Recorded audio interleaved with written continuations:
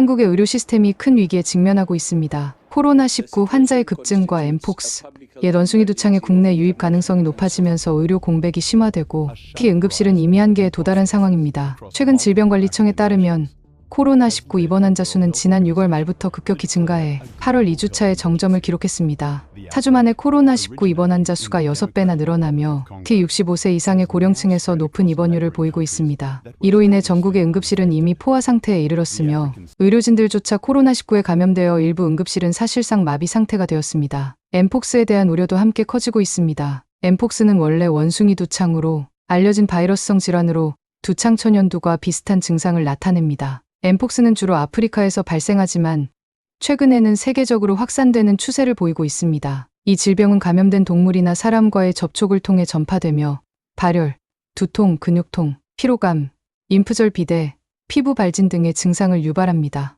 이번 엠폭스 유행은 지난해 확산했던 바이러스의 변이 형태인 클레이드 일부, 특히 콩고 민주공화국을 중심으로 빠르게 확산되고 있습니다. 전문가들은 엠폭스가 국내에 유입될 가능성은 낮지만 변이 바이러스의 전파력과 높은 사망률을 고려할 때 철저한 대비가 필요하다고 경고하고 있습니다. 의료 공백이 장기화되면서 응급실의 운영이 극도로 어려워지고 있습니다. 3월부터 7월까지 237명의 응급 환자가 병원을 찾지 못하고 다른 병원으로 이송되어야 했던 사례가 보고되었습니다. 특히 일부 중증 환자들은 인근 병원에 수용되지 못해 심각한 위험에 처해 있는 상황입니다. 또한 응급실을 찾는 경증 환자와 비응급 환자가 증가하면서 응급실의 부담이 가중되고 있습니다. 충북대병원과 세종충남대병원은 인력 부족으로 인해 일부 응급실 서비스를 제한하거나 일시적으로 문을 닫는 상황에 이르렀습니다.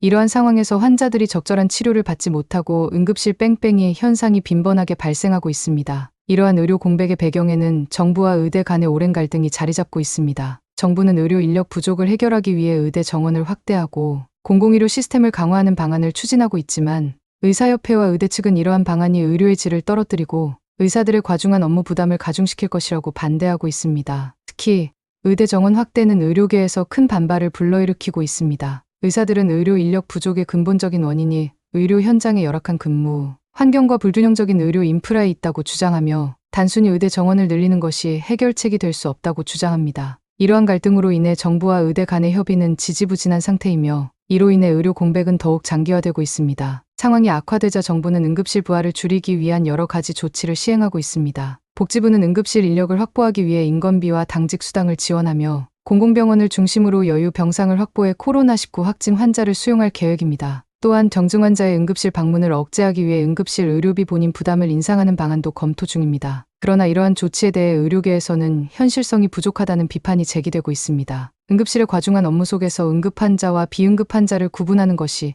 실질적으로 어렵다는 지적이 나옵니다. 정부는 의료개혁특별위원회를 통해 의대 정원 확대와 의료 공백 해소를 위한 정책을 빠르게 논의하고 있으며 내달 초에 의료개혁 1차 실행 계획을 발표할 예정입니다. 하지만 이 과정에서 정부와 의료계 간의 갈등이 어떻게 해결될지, 그리고 실제로 의료 시스템이 어떻게 개선될지는 여전히 불확실합니다. 이러한 상황은 한국의 의료 시스템이 직면한 심각한 도전을 보여주며 정부와 의료계의 긴밀한 협력이 필요한 시점입니다.